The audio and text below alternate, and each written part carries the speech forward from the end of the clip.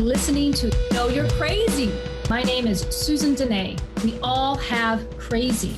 What separates us is how we choose to deal with it. I'm going to be delivering engaging and actionable tools to own your crazy, treat your crazy, and turn it into your own superpower. I hope that you walk away from this show feeling the power and strength within you.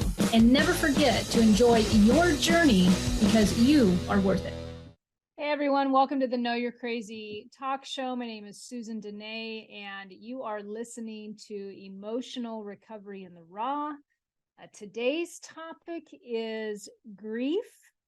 I appropriately named today's show as the fuck show of grief because sometimes, I gotta tell you, walking through grief, experiencing grief, and what that does to me emotionally, physiologically, mentally, it's exactly what it feels like.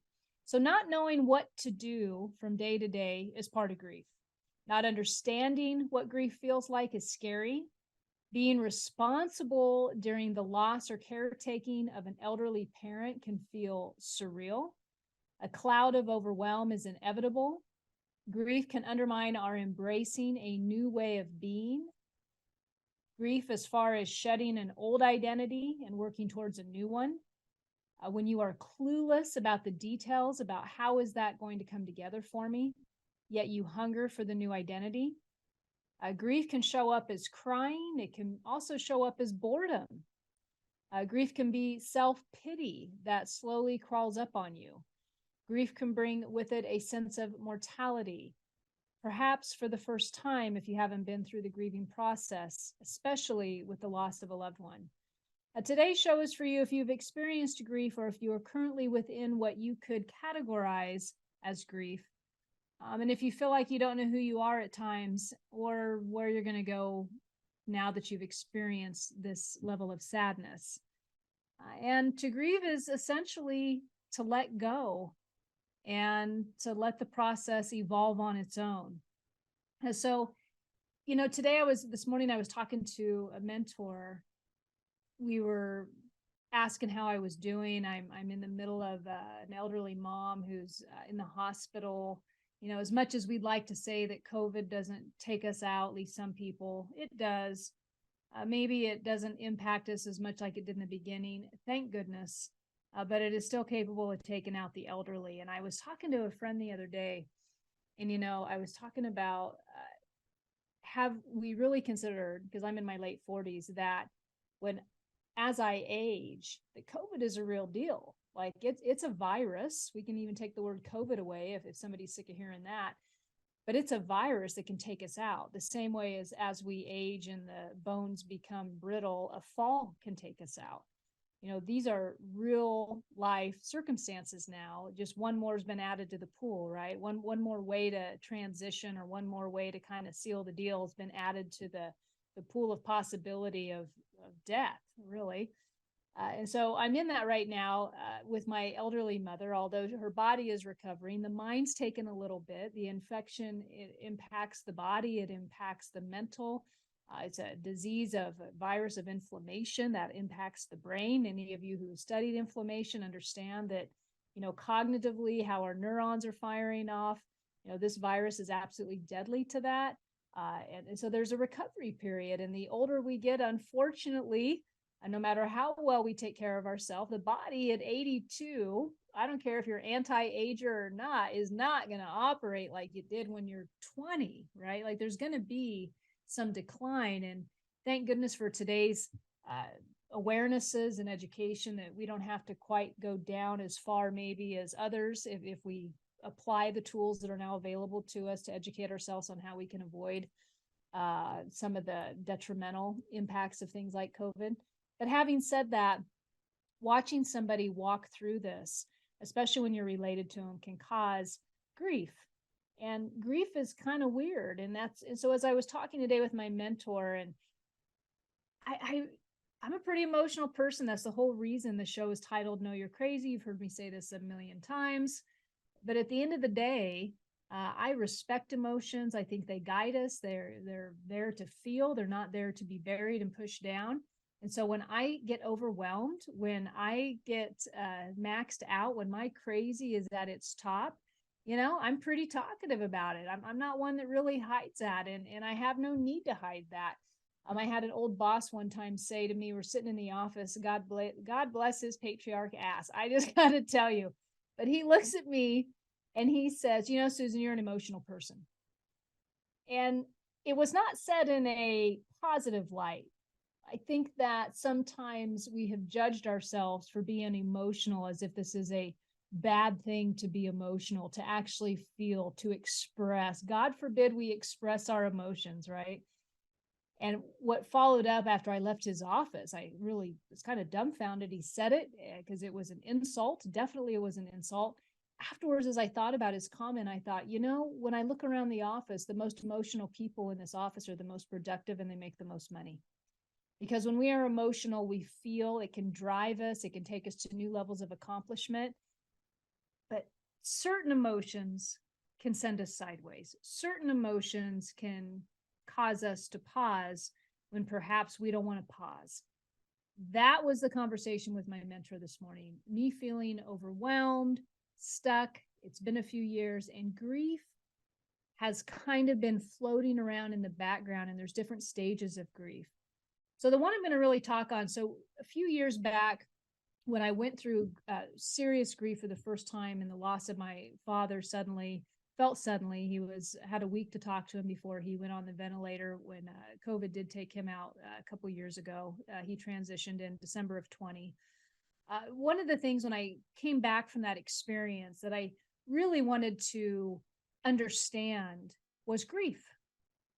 What do people experience? So often it's kind of like what I found when I had kids. There's a whole bunch to know, and it's not necessarily just rolled out on a red carpet, the information. Nowadays, we have so much opportunity to read and get online and figure stuff out, and we're so pressured for time. I don't know. My generation, I was still, when I had my children, I wasn't Googling everything to figure it out. I barely read that book. I don't know. The hospital used to give you out this book about being pregnant. I like glanced through it.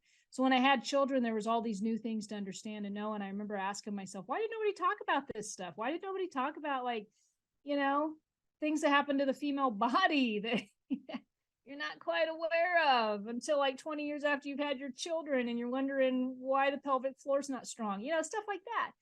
Grieving's kind of like that, not so much with the pelvic floor, but grieving is kind of like that. When I lost somebody close to me, I didn't understand what was happening or what the magnitude of that impact was going to be on me and also the relationships in my life. Back when that happened, here's what I did remember, and I'm going to talk about this first, was the initial, I think the guy did I can't remember if it was a study, but you'll understand the 5 stages of grief. Like most people, and I don't know if this is still true today because I haven't, I don't know what's popular anymore, but most people would revert back to the 5 stages of grief. And there might be denial in there and anger in there and probably acceptance. And so I was curious about it. Like, what do people really go through these 5 stages? Is that like always the prescription? Because it seemed that most people would always refer to that when talking about grief. I, in turn, wanted a book that was going to be more scientific. I wanted a book that was going to have done the research and done actual studies. What do people actually experience with grief? What's a more fair assessment than this assumption? Or maybe the scientific research proved that the assumption of 5 stages is absolutely accurate. I mean, maybe that was still true. So that's what I did, is I found a book. And that book was The Other Side of Sadness by George Bonanno. And one of the things in the book that I'm going to first start talking about was the oscillation of grief. The oscillation of grief. And what he's talking about is the ups and downs and the ride of those emotions. From when we experience a deep sense of loss, especially if somebody close to us has transitioned. I use the word transitioned. You can use the word died. Just use your own filter, whatever works for you. I like the word transition because that's part of my belief system. But the extreme sense of loss that we go through when we have seen someone close to us transition. and the sadness that overtakes us, which is actually described as a desolation, an internal desolation, which is just an internal loneliness, a desperation, actually, of the fear of loss, of not having that person close to us anymore. And we will have that happen to us in the beginning of loss of somebody. And that is the heavy load of grief. That is the part of grief that nobody really wants to tell. And yet we go through that, and then suddenly the dishes need done. The oscillation. Here I'm feeling sad, I'm overwhelmed, but the mortgage still needs paid. The rent bill still needs a check wrote. And then there's like this surreal feeling that we experience. It's weird. How can this part of my life be gone and such a significant impact on me relationally, that now I have to turn around and pay the bills or do the dishes or feed the kids or feed the dog and the cat? It almost feels like I'm cheating the one that died out of my attention. It can feel surreal. It can feel out of place. It almost doesn't make sense. The brain has a hard time wrapping itself around, am I in loss or am I in the to-do?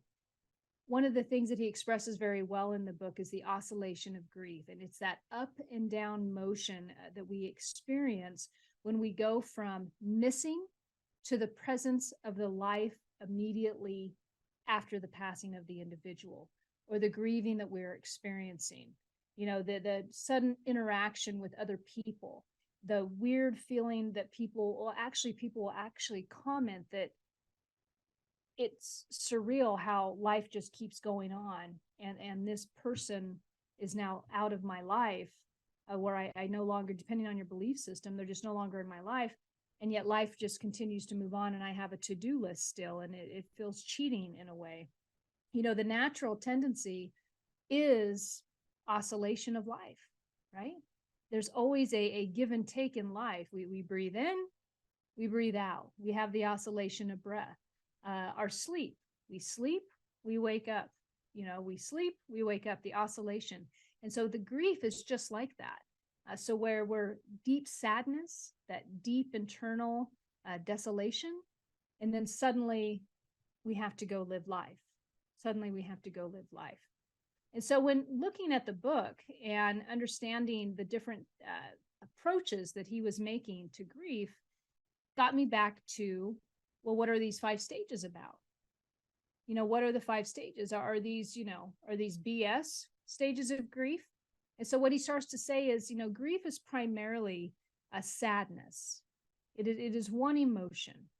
It is extreme sadness, and the level of sadness, the depth of the sadness is going to be triggered by certain brand of circumstances. So imagine of the transitioning process and everything that can take place with that. And it's not going to be the same for everyone. That experience, depending on how they transition, how they, go to the other side, or how they die, is that a slow death? Was it one that they were sick over a period of time? Was it a quick death?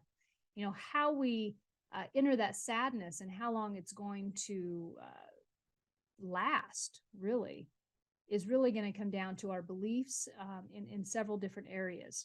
And so when I return from break, I am going to talk about those different areas of beliefs and how they can impact the deepness of grief that you may experience, or the temporary state of grief that you may experience.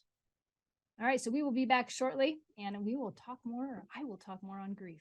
Be back.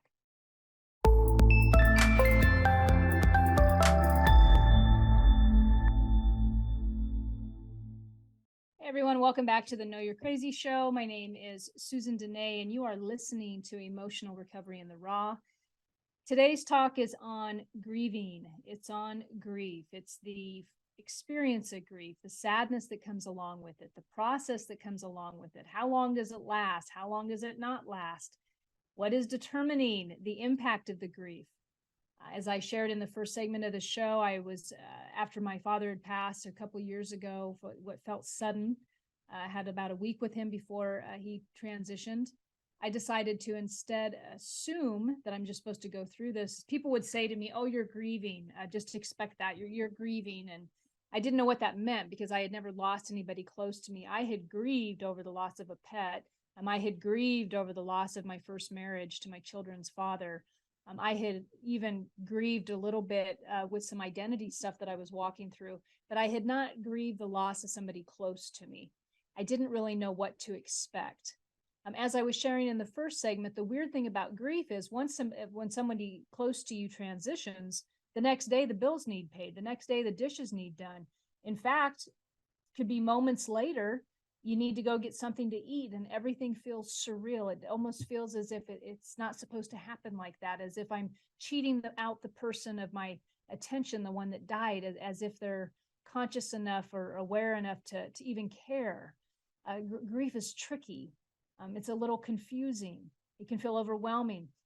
I didn't know that that's what I was going to be walking into. So instead of me assuming that I was going to go through these 5 stages or even the 5 stages of grief that I'm sure you've heard about, I decided to start reading up on grief the same way I did a lot of studying around death in different cultures and how they experience death and what their beliefs around death are.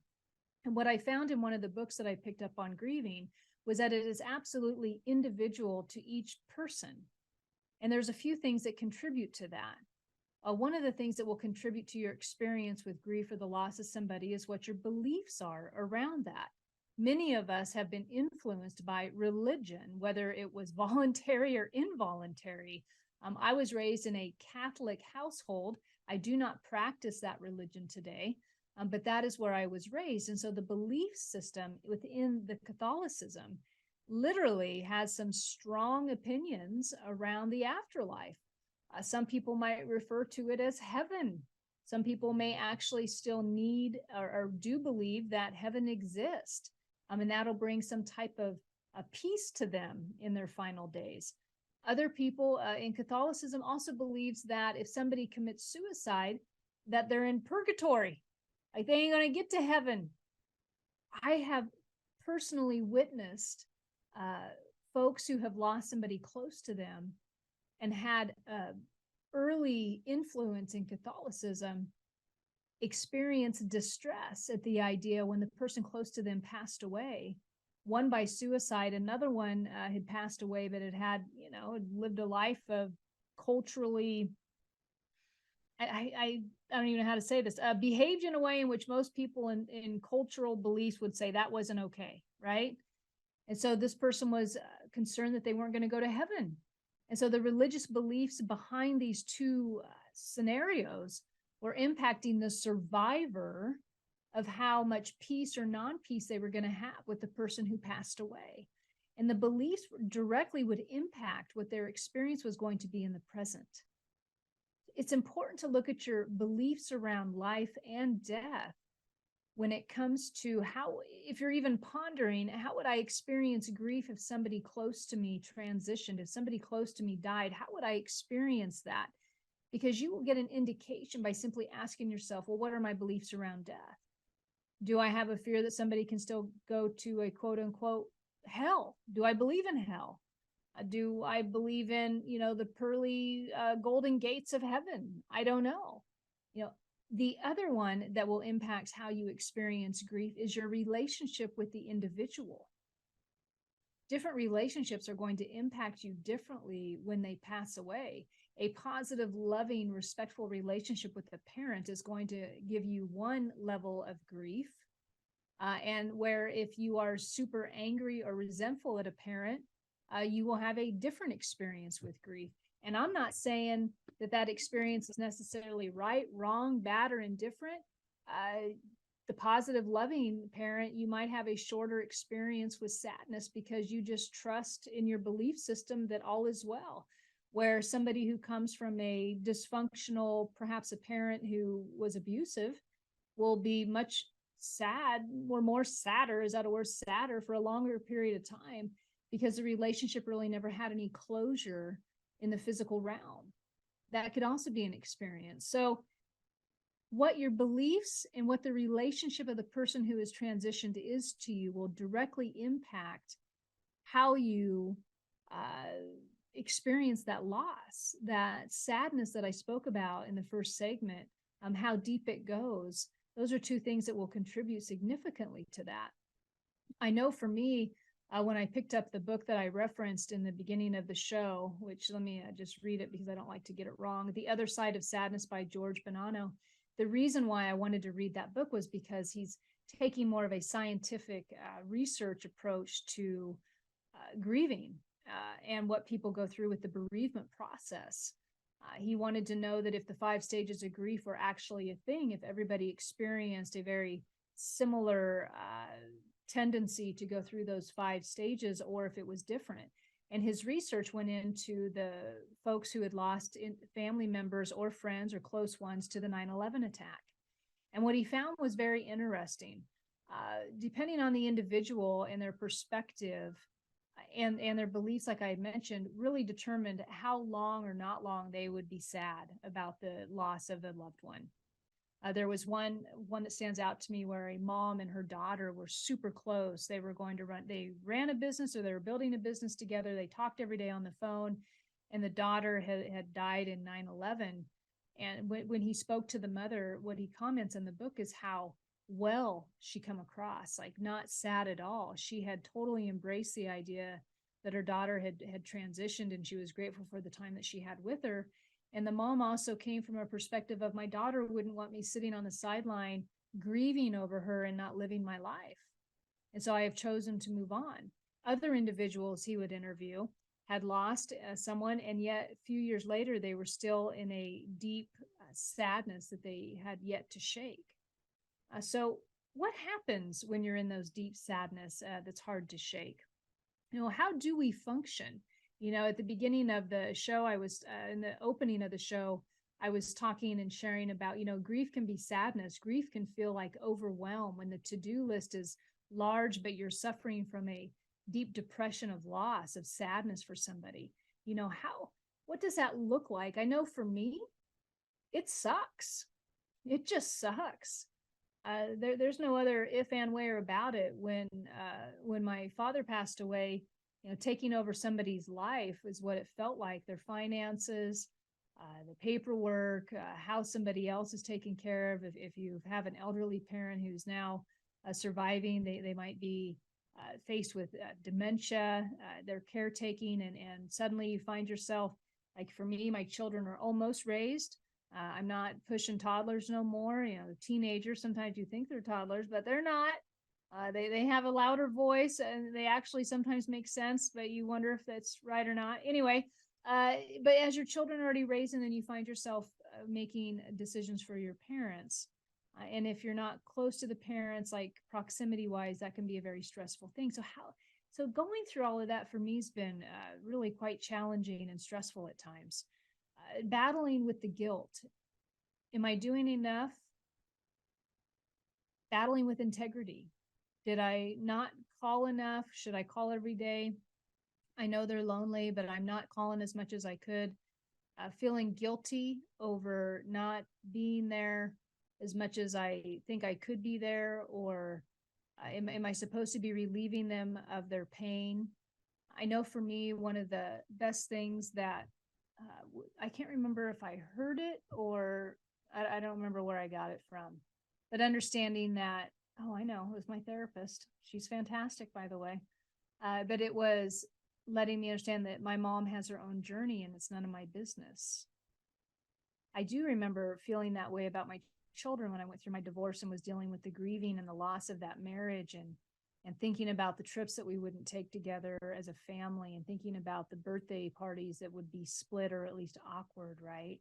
And just understanding that my children had their own experience with this, and that their experience, I could do my best to be a positive and loving influence on them. But ultimately, their experience into their adulthood would not really be any of my business, as long as, I kept them safe and loved. But there's no way we can protect people from their own pain. They have to walk through life the same as you do and I do, and we all have our own experience. Who am I to say what somebody's experience should be or how it should look? I'm not in their head. I'm not living their day to day. Grief can bring up those conflicts, that guilt and the integrity piece of it, and the real battle. And the whole time, I always like to call them, you've heard me say this before, likely if you listen to the show, I call them like the little floaties. It's like the little thing out here that's energetically taking from us. And yet we become so tolerant of it and so aware that it's there, especially capable people. Are you a capable person? Are you like really good at responsibility and you get stuff done? And you're the capable one not even in the family, just you're capable. You get a lot of stuff done. Sometimes those little floaters, they add up, and you got, one over here with, grief and loss over something. And then you've got a job over here and you got a kid going on over here. And then you got the health bubble, right? And so there's constantly something always pulling at us. And when you've got grief in your life and a sense of loss and a sense of sadness, all those things are still going on. And yet finding the energy and the ability to function can be challenging for some of us. And that was one of the reasons why it was strongly suggested today that maybe I talk on this topic, because that's where I'm at. That's where I'm at, is hopping in the car and driving 1,000 miles back and forth at least 25 times in the last 3 years, And there's a reason for the drive, because I'm taking stuff back and forth, or I'm not wanting to get stuck in a town without my own car. Or sometimes you just need the drive in order to bring the sanity back, right? You just need that downtime. I like to drive. But things like that, time away from family, wondering about the financial logistics of how everything's going to work out. These are real life matters that we all deal with. If somebody, and I really think about what my experience has been over this last few years of the pandemic, wasn't it millions of lives lost during that time? And in addition to that, think about how many people we lose and lives are impacted by cancer that are lost. Think of how many individuals on a daily basis suffer from grief on some level. I get tangled up and lost in a lot of things, with identity and trying to figure out where I want to be today, in addition to other losses. So when I come back from my break right now, I'm going to go ahead and I'm going to lead us into the beliefs around death. What do you think about death? How do you feel about death? And how does that impact the level of grief that you experience when someone close to you transitions? All right. So we will be back shortly. I will be back shortly after this break. If you are looking to any type of coaching or services that I can provide, you can reach out to my website at susandenee.com and shoot me an email. I'll be more than happy to be in touch with you. Or you can also check out my YouTube channel or any of that for any further talks that I do. All right, be back shortly.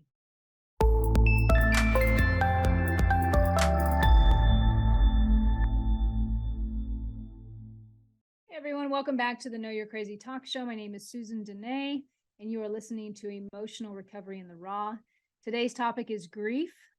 How do we walk through grief? What does grief do to us? How long does it last? What determines the length of grief that we may experience? How many people around you are grieving right now? Have you asked yourself that question? Before I went to break, I touched lightly on a little bit of, we just walked through a pandemic and the millions of lives that were lost, in addition to lives that are lost every day due to cancer and other means, accidents and all the above. Drug overdoses, right? How many people are grieving?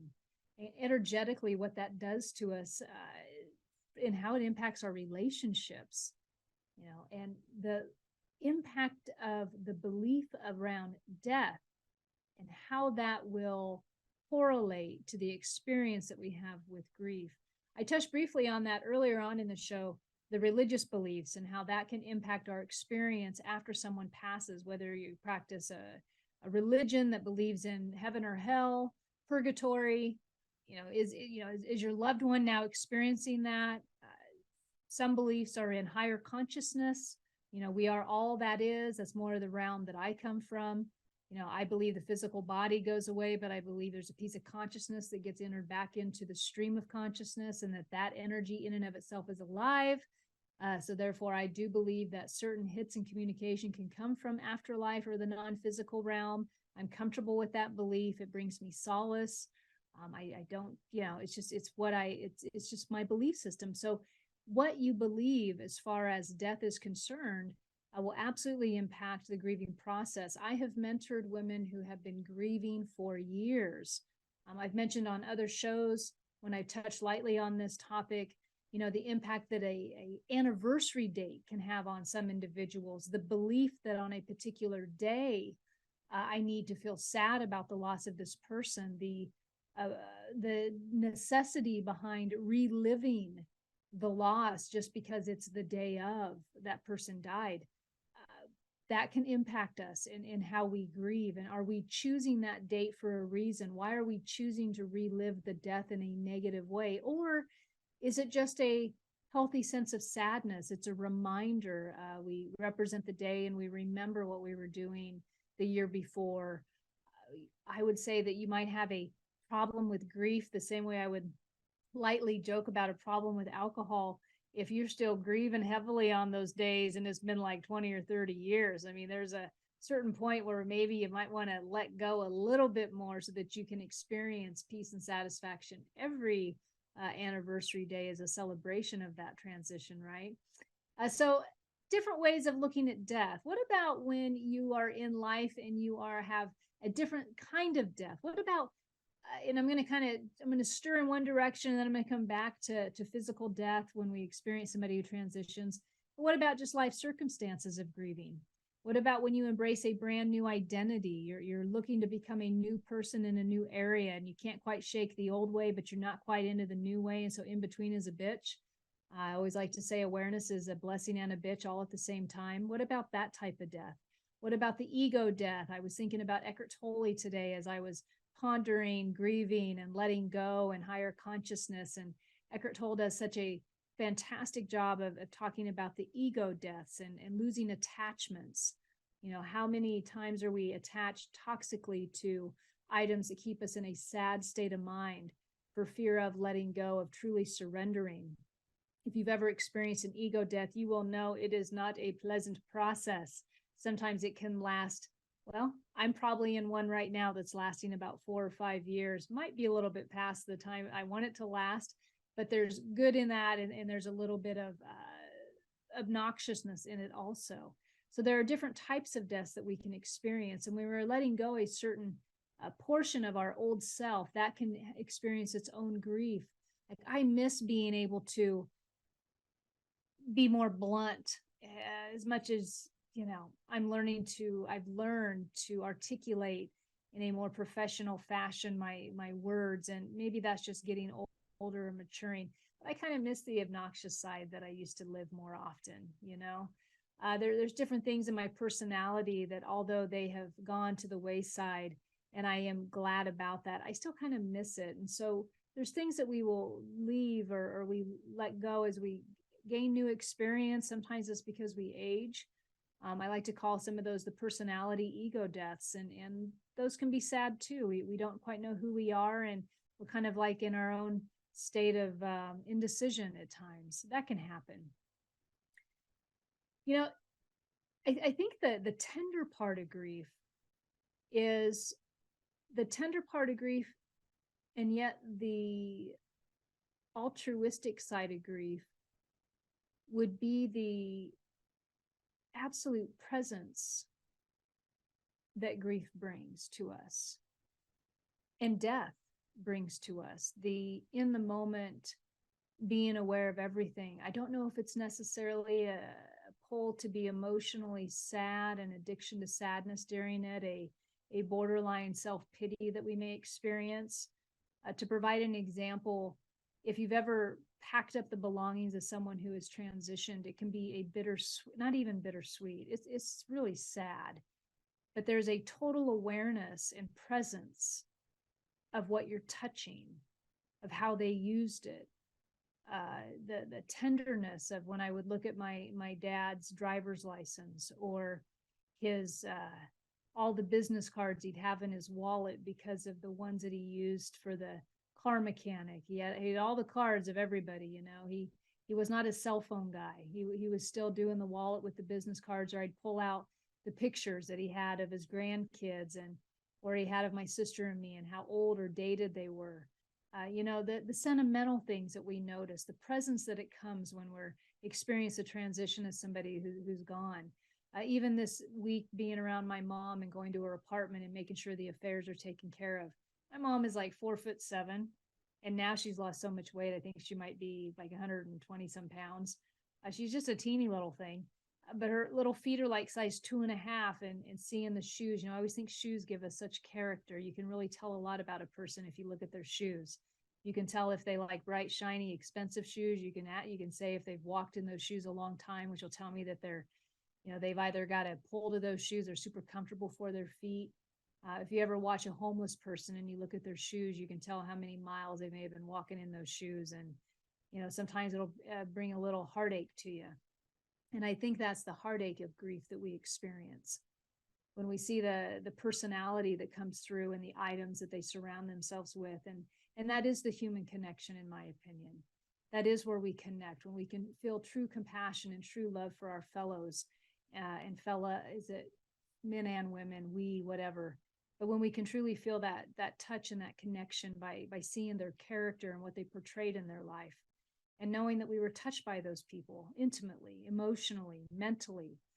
We've spent years with these individuals who have passed and have gone on their own way, and what that represents to us. Going through and touching somebody's items when you know that the end is coming near can be a truly sad, but it can also be a joyful experience if you have positive memories about it. And in that book I was mentioning earlier, one of the things that the 5 stages of grief never mentioned was happiness or positivity. Isn't that interesting? It didn't mention happiness or positivity. In fact, it would convey, I think what I read in this book, was that if you were positive, that was somehow conveying a sense of denial. And what's really awesome is positivity and laughter is quite common in the grieving process. In fact, it is natural. The oscillation between sadness and happiness. My sister and I, when my dad passed away, he was literally on his last few breaths, and my dad was known to be a very blunt man. In fact, on his gravestone, we had inscribed, "Telling it like it is in heaven," because that's the type of man my dad was. In fact, people would come up to me after he transitioned and they'd say, I didn't like your dad, but I respected him because he really told you where he was at all the time. And so we're sitting there in the hospital, and the nurses, everybody's waiting for him. He's about ready to die, and they've taken him off the machines and all of that. And you think it's the last breath. If any of you have been by somebody's hospital bed when they've transitioned, it is truly an experience. But we think it's his last breath. And my sister and I are both, each of us holding a hand. And he does that. And then it stops. I look at my sister and I said, "I think he's gone." And I'm not kidding you. It felt like a minute went by and he breathed again. And I said, "Isn't it just like him to mess with us right now?" And we both start laughing. And the laughter was like such a needed release that we couldn't stop laughing. And sure as shit, he took his last breath, and there we were celebrating the exit of his, the end of his suffering, and into the afterlife he goes. But the laughter that can come with grief is natural. It's necessary. It is not denial. There's been many stories when people are leaving a funeral and there's laughter in the car. What a joyous expression during a time of when did we decide that death has to be so sad? It's always selfish, isn't it? It's always us deciding that we're going to lose something when somebody transitions. It's all about us, because honestly, they're gone. Whether you believe they're in heaven, hell, higher consciousness, whatever, the reality is physically they are gone. And so any sadness that I'm experiencing as a result of my father being gone, or my mom who's not doing too good right now, is just simply because what I'm going to lose, right? It's simply what I'm going to lose. And there is sadness when you're seeing if somebody's in the end of their last days and they're suffering. There is real sadness in that for the other person. So grief can be quite interesting in how we choose to experience, but wouldn't you agree that at the end of the day, it's all coming down to how we experience it and what our relation is to it and what our beliefs are. All right. So that is the show on grief today. I am going to do a wrap up here. So keep in mind, if you are in the process of grieving, it can be a bit of a bumpy ride. It's directly the length of the grieving and how deep it goes is going to be a result of what are the beliefs around death? What are the beliefs around transitioning? What's the connection with the individual who you are grieving right now, or about to grieve? And what is that? And don't be afraid of positivity during this. And grief is oscillation. It means it's going to come and it's going to go.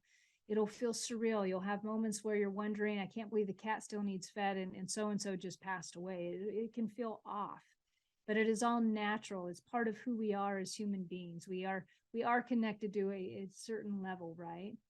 But as in all things, I believe that there are shortcuts to how long we feel negatively emotionally, right? And hopefully that makes sense. And we are in control of it somewhat. So if you are experiencing the loss of somebody right now, my heart goes out to you. Stay strong, stay faithful if you can, cry when you need to, be joyful when you got to, and share fun stories and just embrace that person was in your life for a reason, for a particular period of time. Having said that, that is a wrap. If you'd like to contact me for any coaching or any other services, such as speaking or teaching or any of that good stuff, you can reach me out at my website at susandenee.com. You can also check out any of my social media on LinkedIn, YouTube, Insta, all of the above. All right, folks. Well, you have a nice evening and talk soon. That's a wrap. You have been listening to Know You're Crazy. Crazy. And my name is Susan Denee. We are identifying, understanding, and treating your crazy one episode at a time.